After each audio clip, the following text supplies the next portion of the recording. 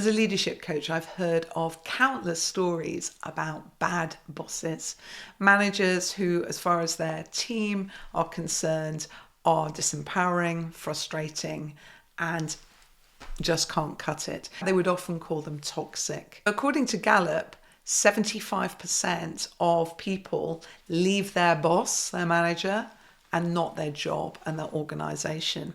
So that is an awful lot of toxic managers out there.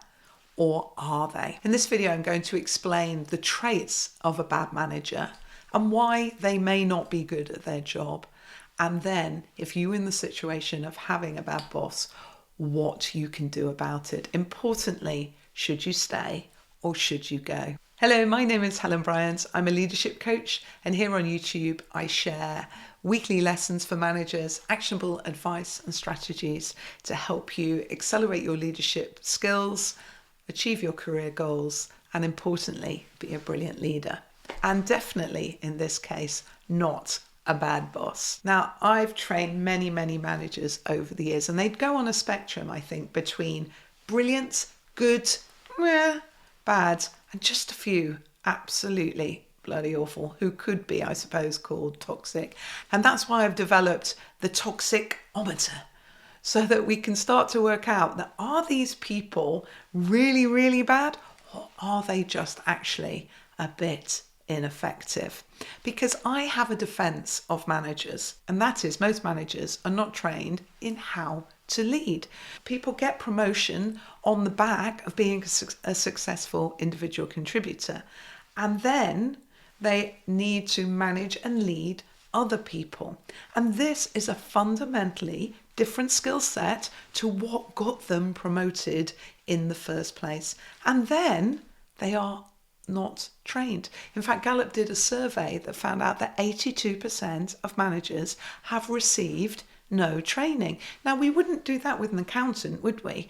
Oh, you're a new accountant. Well, why don't you just go off and audit that business and see how we get on? We just wouldn't do that. And in part, that is an organizational issue about how we value management and leadership. And yet it is critical for the success of the organization that there is strong leadership in place. If we could just train more people to learn these skills faster, the workplace would be a much better place. So that is my defense of managers. It can be a very tough gig, and it is important to know why that manager is not performing well. Are they well-intentioned but just not that good at it, or are they truly toxic? Because that is going to dictate what your response is. So let's get on to the toxicometer and look at the behaviours that bad managers may demonstrate. The level 1 point on my toxicometer, which I have to say is quite a mouthful, is a lack of vision. So managers who don't set clear goals, don't set clear priorities, don't have a vision for what their team is there for and where they are going. And what this can lead to is aimless work and confusion, and often a sliding into a short-term focus. Add that into level 2, which is that they have a poor self-management system when it comes to managing their time with regard to management and leadership tasks. They spend more time on the job than working on the team and enabling the team to achieve their work. So this is often indicated by they don't give time over for any planning, they don't think strategically about the team, they have poor one-to-ones, they're either inconsistent or they don't happen at all, they're forever getting cancelled. This lack of clarity often leads to poor communication. The managers fail to communicate clearly or consistently, and that in turn leads to confusion, a lack of alignment within the team, and misunderstandings. Furthermore, they tend not to communicate feedback well, it's vague, it's inconsistent, and this in turn leaves the employee confused. This can also lead to micromanaging. So because they don't have the systems in place and the clarity, and they're falling into the short term all the time, they end up just getting involved and monitoring and being on top of too much. This will stifle creativity, it will stifle autonomy, and absolutely annoy those independent, empowered individuals who just really want to get on and do a great job. A fifth step would be neglecting development. So, not investing time and support in making sure that their team learn new stuff, get better, and have the resources they need to really flourish in their role.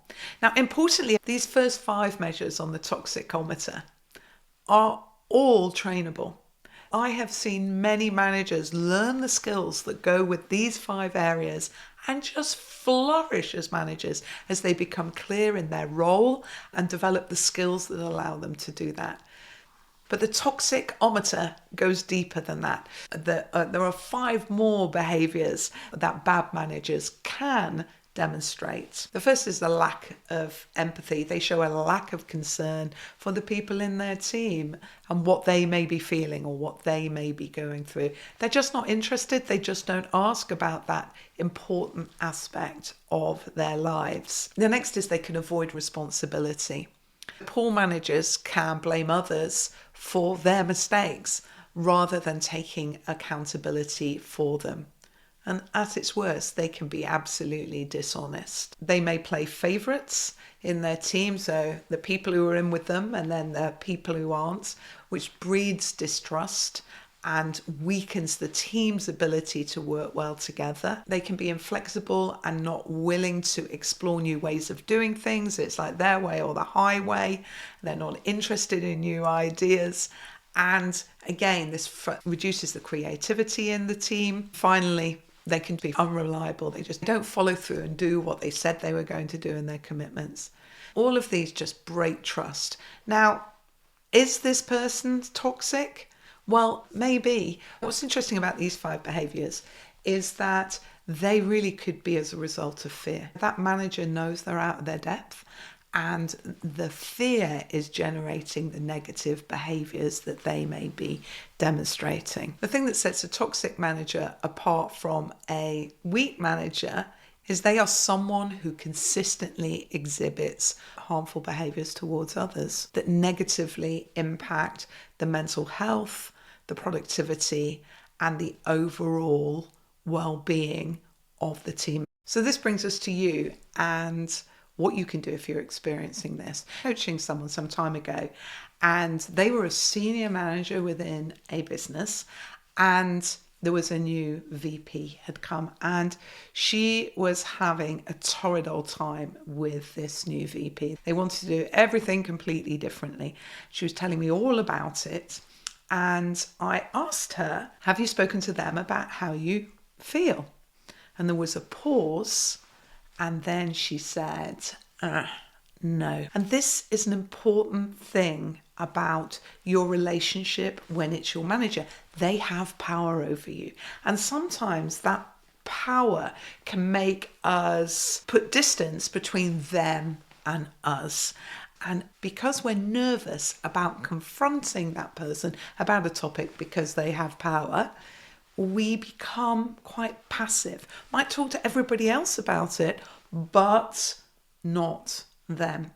Now, she went to that person and had a conversation, and within 3 months was in a completely different place. So what do you do? Let's look at the tactics you could take. The starting point is that you just need a really good conversation. And I think a great conversation to have in this situation is what I call the I just want to check we're on the same page conversation. So, for example, here we are at the beginning of September, and you may say, I've been thinking about my work for the coming quarter, and I just want to check we're on the same page. And then ask them questions. What do they think will be a good end of year? What do they see as the priorities for the coming quarter, both for the team and for yourself? What challenges do they see? Another good question to ask is, how do you want to be updated? Because this is particularly good with micromanagers, that you start to have a conversation about how you work together. If you can gain clarity about what they want, what they are expecting, it can give you a completely different perspective on the situation. They can shed more light. You give them the opportunity to bring clarity to the situation. It then makes it easier for you to set your own expectations, because this gives you an opportunity then to define what support you need, what guidance you might need, what problems, if they could help you solve, would make the work be easier and less frustrating. What you're doing here is bringing clarity to what you want from them. And then thirdly, schedule regular one-to-one time.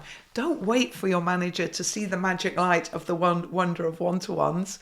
Just start to suggest ways in which you could work together in order to make that happen. One-to-ones are a great way of breaking the grip of micromanagement, in particular for managers that do that. Little and often formal conversations, just short catch-ups that keep you aligned and keep you moving forward. Another thing you can do in those one-to-ones is ask for feedback. If they're not good at giving feedback, don't just say, can you give me some feedback? Guide the conversation. Ask them, for example, what one or two things do they think you have been doing well in the last half year? Then ask, if they were you, what would be the one or two areas that you should focus on? Now, what this does is bring the development conversation more front of mind, more guided by you, and you'll find out what they're thinking about your assessment. It often, I have found, has removed fears that people have had that they think their manager has about them, that their manager just didn't have. They were just wrapped up in work and hadn't really thought about things where particularly communication misunderstandings had happened. Next, document your interactions and make your work transparent. So when you meet, be proactive, summarizing what was said. This will provide a nice history of those interactions and remove confusion along the way. The fourth strategy is a really important one. Identify allies, people you can go to. If your manager is no good at developing, go and get that mentoring and that coaching from someone else. Who are the people around you who could guide you, support you, give you a different perspective indeed on this person, and help you manage the situation? Be strategic. Who are perhaps the more senior people you could reach out to, who could perhaps provide some of the development and support that you're looking for? Who are people who could give you a different perspective? So be deliberate in building up those relationships with other people so that you shine beyond your manager, but also gain that really important support. Now, what if they really are toxic? They're a truly narcissistic, horrible person. What should you do then? So if you have tried the steps and it blew up and it was awful and they didn't take well to it, if they consistently ignore you, if they demonstrate really poor behaviours that we've been talking about, where they're rude, they're nasty, they're belittling, they're cruel. Now, your allies are going to be really important here to guide you, to give you that other's perspective so you can really work out, is this the case? But once you've used your allies and you've decided, there's one clear rule here. They are not going to change. But also, you still have agency here. You can choose, are you going to stay with them, as it were, or are you going to go? So you need to face into that choice. Now, if you came to me as a mentor, we're sitting having a coffee together, and you asked me, I'd just say, get the hell out of there. You can waste too much time messing about, trying to fight the system, when you could simply go, over the next 6 months, I'm going to change my situation. I'm going to leave. Now, leaving may not be out of the organisation. Leaving may be in the organisation. But getting away from somebody who is really draining you, I personally believe, is the best course of action for your own peace of mind. You could, at this point, go talk to HR and find out about the other opportunities. You may start to build the relationships up there. Now, I know the job market's tight, but there are always opportunities. You just need to build a plan, and a plan that gets you somewhere else in, say, 6 months, recognizing it will take time. 6 months, I think, is on the whole a good amount of time to change roles, either within an organization or outside, but you need to build that plan. You'll find once you accept that, your energy goes on the plan. You can do the work and you know that you are getting out, and that in itself can be quite liberating. Give yourself a 6-month plan to get to somewhere else. Now, I mentioned that building these allies is an important part of dealing with these situations, particularly senior allies. And in this video here, how to win over execs, I explain in more detail how to build relationships up with senior stakeholders. And that is an incredibly valuable leadership skill. So this is where I would go next. Okay, until next time, take care.